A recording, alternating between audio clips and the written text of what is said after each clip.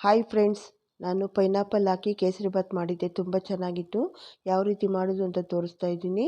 ಒಂದು ಬಾಣಲಿಗೆ 2 table spoon ಆಗೋಷ್ಟು ತುಪ್ಪ ಹಾಕ್ಕೊಂಡೆ. ತುಪ್ಪ ಕಾದ ನಂತರ ನೋಡಿ, ಗೋಡಂಬಿ ಒಂದು 15 ಗೋಡಂಬಿಯಷ್ಟು ಹಾಕ್ಕೊಂಡಿದ್ದೀನಿ. ಅದನ್ನ ಹಾಕ್ಕೊಂಡು ನೋಡಿ, ಕಲರ್ ಚೇಂಜ್ ಆಗೋವರೆಗೂ ನಾವು ಫ್ರೈ ಮಾಡ್ಕೋಬೇಕಾಗುತ್ತೆ. ಈ ಫ್ರೈ ಮಾಡಿ ಇಟ್ಕೊಂಡಿರೋಂಥ ಗೋಡಂಬಿನ ನಾನು ತೆಗೆದು ಒಂದು ಕಪ್ಗೆ ಹಾಕ್ಕೊಳ್ತಾ ಇದ್ದೀನಿ. ಈಗ ಅದೇ ತುಪ್ಪಕ್ಕೆ 1 ಟೀ ಸ್ಪೂನ್ ಆಗೋಷ್ಟು ದ್ರಾಕ್ಷಿನ ಹಾಕ್ಕೊಂಡಿದ್ದೀನಿ. ಹಾಕ್ಕೊಂಡು ಅದನ್ನು ಅಷ್ಟೇ ಫ್ರೈ ಮಾಡ್ಕೋಬೇಕಾಗುತ್ತೆ. ನೋಡಿ, ಈಗ ಅದು ಫ್ರೈ ಆಗಿದೆ. ಅದನ್ನ ತೆಗೆದು ಕಪ್ಪಿಗೆ ಹಾಕ್ಕೊಳ್ತಾ ಇದ್ದೀನಿ. ಈಗ 4 - 5 ಲವಂಗನ ತುಪ್ಪಕ್ಕೆ ಹಾಕ್ಕೊಂಡು ಫ್ರೈ ಮಾಡಿಕೊಂಡು ಅದನ್ನು ಸಹ ತೆಗೆದಿಟ್ಕೊಳ್ತಾ ಇದ್ದೀನಿ.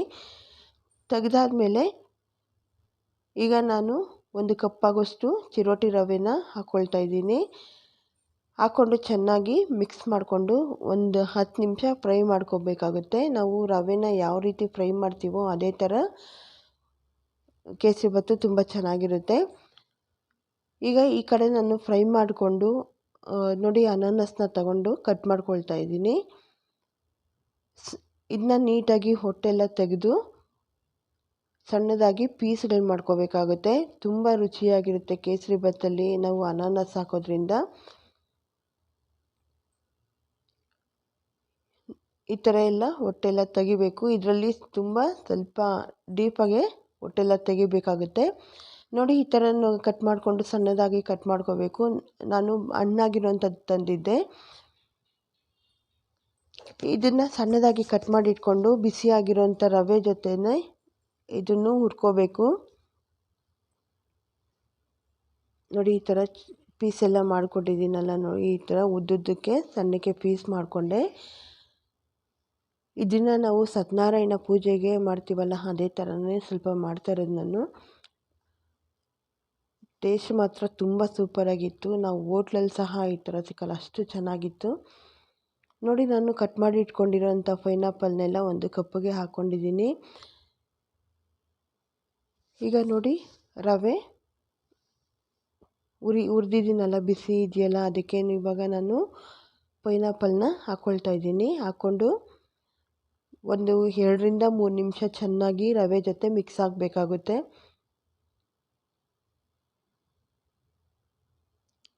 ಪೈನಾಪಲ್ ಚೆನ್ನಾಗಿ ಮಿಕ್ಸ್ ಮಾಡಿಕೊಂಡ್ರೆ ನಾವು ಬಿಸಿ ಮಾಡಿ ಇಟ್ಕೊಂಡಿರುವಂಥ ರವೆ ಜೊತೆ ಪೈನಾಪಲ್ನ ಹಾಕಿ ಮಿಕ್ಸ್ ಮಾಡ್ತೀವಲ್ಲ, ಅದು ತುಂಬ ಚೆನ್ನಾಗಿರುತ್ತೆ.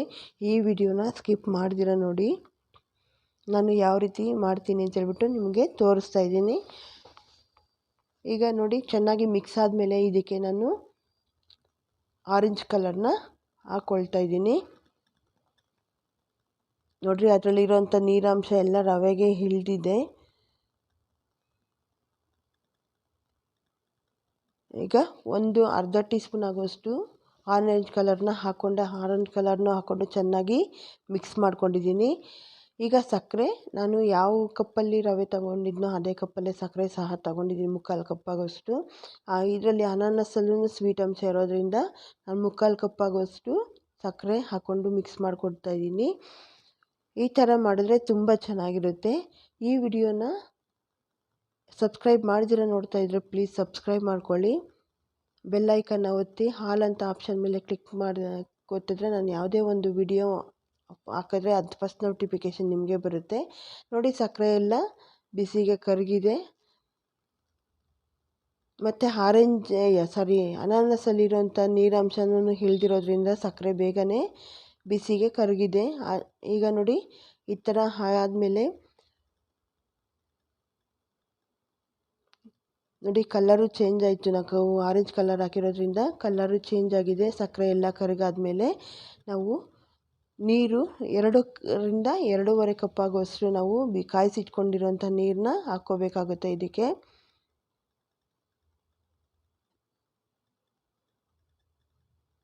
ನೋಡಿ, ಎಷ್ಟು ಚೆನ್ನಾಗಿ ಎಲ್ಲ ಮೂರೂ ರವೆ ಎಲ್ಲ ಚೆನ್ನಾಗಿ ಮಿಕ್ಸ್ ಆಗಿದೆಯಲ್ಲ. ಇದಕ್ಕೆ ಏಲಕ್ಕಿ ಪುಡಿ 1 ಟೀ ಸ್ಪೂನ್ ಆಗೋಷ್ಟು ಏಲಕ್ಕಿ ಪುಡಿನ ಹಾಕ್ಕೊಳ್ತಾ ಇದ್ದೀನಿ. ಜೊತೆಗೆ 1 ಚಿಟಿಕೆ ಆಗೋಷ್ಟು ಉಪ್ಪು ಸಹ ಹಾಕ್ಕೊಂಡು ಮಿಕ್ಸ್ ಮಾಡ್ಕೊಳ್ತಾ ಇದ್ದೀನಿ. ನಾವು ಯಾವುದೇ ಒಂದು ಸ್ವೀಟ್ ಮಾಡಿದ್ರೂ ಒಂದು ಚಿಟಿಕೆ ಆಗೋಷ್ಟು ಉಪ್ಪು ಹಾಕಿದ್ರೆ ತುಂಬ ಬ್ಯಾಲೆನ್ಸ್ನ ಚೆನ್ನಾಗಿ ಟೇಸ್ಟ್ನ ಬ್ಯಾಲೆನ್ಸ್ ಮಾಡುತ್ತೆ ಅಂತೇಳ್ಬಿಟ್ಟು ಉಪ್ಪು ಹಾಕ್ತಾ ಇರೋದು. ನೋಡಿ, ನಾನು ಯಾವ ಕಪ್ಪಲ್ಲಿ ರವೆ ಮತ್ತು ಸಕ್ಕರೆ ತಗೊಂಡಿದ್ನೋ ಅದೇ ಕಪ್ಪಲ್ಲೇ 2.5 ಕಪ್ ಆಗೋಷ್ಟು ನೀರನ್ನ ಹಾಕ್ಕೊಳ್ತಾ ಇದ್ದೀನಿ. ನೀರು ಹಾಕ್ಕೊಂಡು ಚೆನ್ನಾಗಿ ನೋಡಿ ಗಂಟಿಲ್ದಿರ ಮಿಕ್ಸ್ ಮಾಡ್ಕೋಬೇಕಾಗುತ್ತೆ. ಈ ಥರ ಚೆನ್ನಾಗಿ ಮಿಕ್ಸ್ ಮಾಡಿಕೊಂಡು ಕಲಿಸ್ಕೋಬೇಕಾಗುತ್ತೆ. ಒಂದು 3 ನಿಮಿಷದಿಂದ 4 ನಿಮಿಷ ಈ ಥರ ಮಿಕ್ಸ್ ಮಾಡ್ತಾ ಹೋದರೆ ಅದು ಡ್ರೈ ಆಗ್ತಾ ಹೋಗುತ್ತೆ. ನೋಡಿ ಫ್ರೆಂಡ್ಸ್, ಕಲ್ಲರು ಚೇಂಜ್ ಆಗಿದೆ ಮತ್ತು ಅದರಲ್ಲಿ ನಾವು ಹಾಕ್ಕೊಂಡಿರೋಂಥ ಪೈನಾಪಲ್ ಪೀಸ್ಗಳೆಲ್ಲನೂ ನೀಟಾಗಿ ಕಾಣಿಸ್ತಿದೆ. ರವೆ ಎಲ್ಲೂ ಉಂಡೆ ಕಟ್ಟಿಲ್ಲ. ನಾನು ಫ್ರೈ ಮಾಡಿ ಇಟ್ಕೊಂಡಿರುವಂಥ ದ್ರಾಕ್ಷಿ ಗೋಡಂಬಿ ಎಲ್ಲ ಇದೆಯಲ್ಲ, ಇದು ಎಲ್ಲನೂ ಹಾಕ್ಕೊಳ್ತಾ ಇದ್ದೀನಿ. ಇದಕ್ಕೆ ಇನ್ನೂ ಒಂದು ಸ್ವಲ್ಪ ತುಪ್ಪ ಹಾಕ್ಕೊಳ್ತಾ ಇದ್ದೀನಿ. ತುಪ್ಪ ಹಾಕ್ಕೊಂಡು ಚೆನ್ನಾಗಿ ಮಿಕ್ಸ್ ಮಾಡ್ಕೋಬೇಕಾಗುತ್ತೆ. ಇನ್ನೂ ಸ್ವಲ್ಪ ಬೇಕಂದರೆ ತುಪ್ಪ ಜಾಸ್ತಿ ಬೇಕು ಅಂದರೆ ತುಪ್ಪ ಸಹ ಹಾಕ್ಕೋಬೇಕು. ನೋಡಿ, ಚೆನ್ನಾಗಿ ನಾವು ಮಿಕ್ಸ್ ಮಾಡ್ಕೊಂಡಾದಮೇಲೆ ನಾನು ಫ್ರೈ ಮಾಡಿ ಇಟ್ಕೊಂಡಿರುವಂಥ ದ್ರಾಕ್ಷಿ ಗೋಡಂಬಿ ಮತ್ತು ಲವಂಗ ಸಹ ಹಾಕ್ಕೊಳ್ತಾ ಇದ್ದೀನಿ. ಈ ಥರ ಹಾಕ್ಕೊಂಡ್ರೆ ಲವಂಗ ತುಂಬ ಚೆನ್ನಾಗಿರುತ್ತೆ.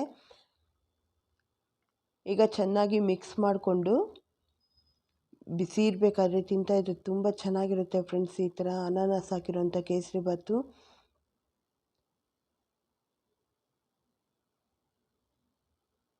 ನೋಡಿ, ಎಷ್ಟು ಇನ್ನೂ ಬೇಕು ಅಂದರೆ ಇವಾಗ ತುಪ್ಪ ಹಾಕ್ಕೋಬೋದು. ನಾನು ತುಪ್ಪ ಹಾಕಿರುವಂಥ ಕಪ್ಪಿಗೆನೇ ನಾನು ಸರ್ವ್ ಮಾಡ್ಕೊಳ್ತಾ ಇದ್ದೀನಿ.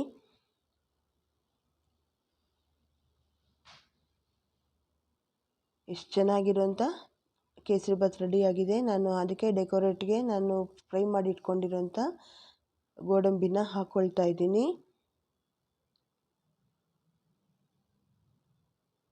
ಎಷ್ಟು ಚೆನ್ನಾಗಿದೆ ಫ್ರೆಂಡ್ಸ್. ಈ ಥರ ಮಾಡ್ತಾಯಿದ್ರೆ ನಮಗೆ ಇನ್ನೂ ತಿನ್ನಬೇಕು ಅನಿಸುತ್ತೆ, ಅಷ್ಟು ಚೆನ್ನಾಗಿರುತ್ತೆ. ಬೇಕಂತಂದರೆ ನಿಮಗೆ ಇನ್ನೂ ತುಪ್ಪ ಬೇಕು ಅಂತಂದರೆ ಹಾಕ್ಕೋಬೋದು. ಸಕ್ಕರೆ ಸಹ ನಿಮಗೆ ನೋಡಿಕೊಂಡು ಹಾಕ್ಕೊಳ್ರಿ.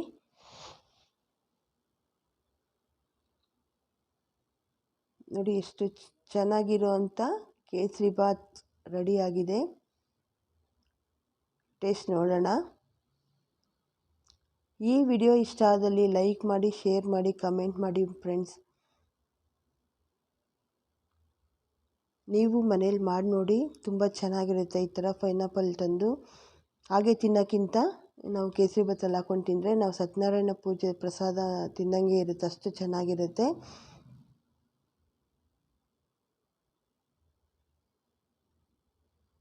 ನೋಡಿ, ಸಾಫ್ಟಾಗಿ ನಾವು ಸಾಯಂಕಾಲದವರೆಗೂ ಇಟ್ಟರೆ ಇದೇ ಥರ ಸಾಫ್ಟಾಗೇ ಇರುತ್ತೆ, ಅಷ್ಟು ಚೆನ್ನಾಗಿರುತ್ತೆ. ನಾವು ರವೆನ ಚೆನ್ನಾಗಿ ಫ್ರೈ ಮಾಡ್ಕೊಂಡಿರೋದ್ರಿಂದ ಮತ್ತು ನಾವು ತುಪ್ಪ ಮತ್ತು ಅಳತೆಗೆ ಸರಿಯಾಗಿ ಹಾಕ್ಕೊಂಡಿದ್ದೀವಲ್ಲ, ಅದಕ್ಕೆ ನೀವು ಬೆಳಗ್ಗೆ ಯಾವ ರೀತಿ ಮಾಡಿರ್ತೀರೋ ಅದೇ ಥರನೇ ಸಾಯಂಕಾಲದವರೆಗೂ ಇರುತ್ತೆ ಕೇಸರಿಬಾತು. ರುಚಿಯಾಗಿರುವಂಥ ಪೈನಾಪಲ್ ಕೇಸರಿಬಾತ್ ರೆಡಿಯಾಗಿದೆ ಫ್ರೆಂಡ್ಸ್. Thank you.